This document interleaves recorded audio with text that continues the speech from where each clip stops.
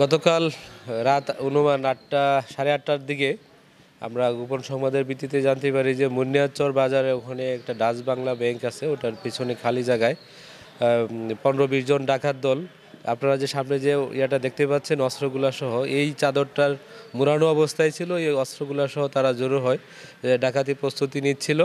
উক্ত সংবাদের ভিত্তিতে আমরা ইসলামপুর থানা পুলিশ টিম দ্রুত ঘটনাস্থলে পৌঁছাই। ওখানে পৌঁছানোর পরে এলাকাবাসীর সহায়তায় আমরা চারদিক ঘেরাও করি। পুলিশের উপস্থিতি টের পেয়ে ওখানে ডাকাত দল দিক বিদিক ছুটাছুটি করে অস্ত্রগুলো ফেলে। এই অস্ত্রগুলা এই যে চাদরটা দেখতে পাচ্ছেন ওই চাদরের মুড়ানো অবস্থায় ছিল, এবং এই মুড়ানো অবস্থায় ছিল, এবং যে সব ডাকাত এদিকে এদিক দিক পালিয়ে যায়, এবং একজন ডাকাত ওখানে আজিজের দোকানের পিছনে একটু নিচু জায়গা আছে, সে নিচু জায়গায় আত্মগোপনের চেষ্টা করে। পরে আমরা আমাদের পুলিশ সহ এলাকাবাসীর সহায়তায় উক্ত ডাকাতকে আমরা একটি পাইপ গান সহ 5 রাউন্ড গুলি সহ উক্ত ঘটনাস্থলতে উক্ত ডাকাতকে আমরা গ্রেপ্তার করি। ডাকাতের নাম চাঁদ মিয়া, পিতা বাহাজউদ্দিন। তার পুরাতন বাড়ি ছিল সিন্দুরতলি, যেটা নদী গর্ভে বিলীন হয়ে গেছে। আপনারা জানেন যে ওই এলাকাটি একটু দুর্গম চর এলাকা হয়। তারা দীর্ঘদিন যাবৎ ওখানে ডাকাতি, খুন, ধর্ষণ সহ বিভিন্ন অপরাধে তারা জড়িয়ে পড়ছিল।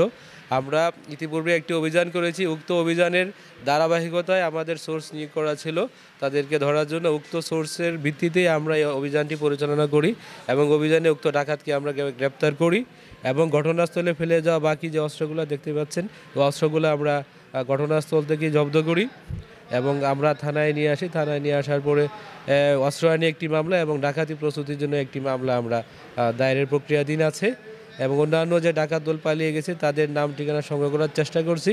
দ্রুত আমরা অন্যান্য ডাকাত দলের বিরুদ্ধে অভিযান চলবে। আমরা এলাকা ওই উক্ত দুর্গম চরটিকে ডাকাত মুক্ত করার জন্য আমাদের অভিযান অব্যাহত থাকবে।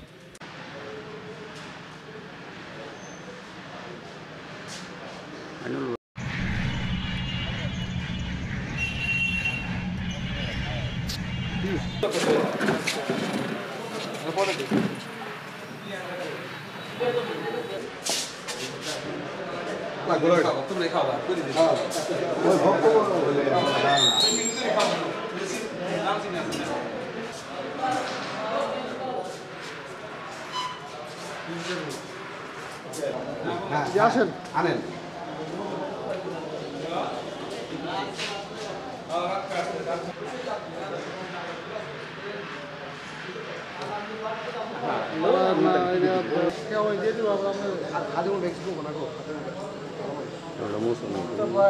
ঢাকা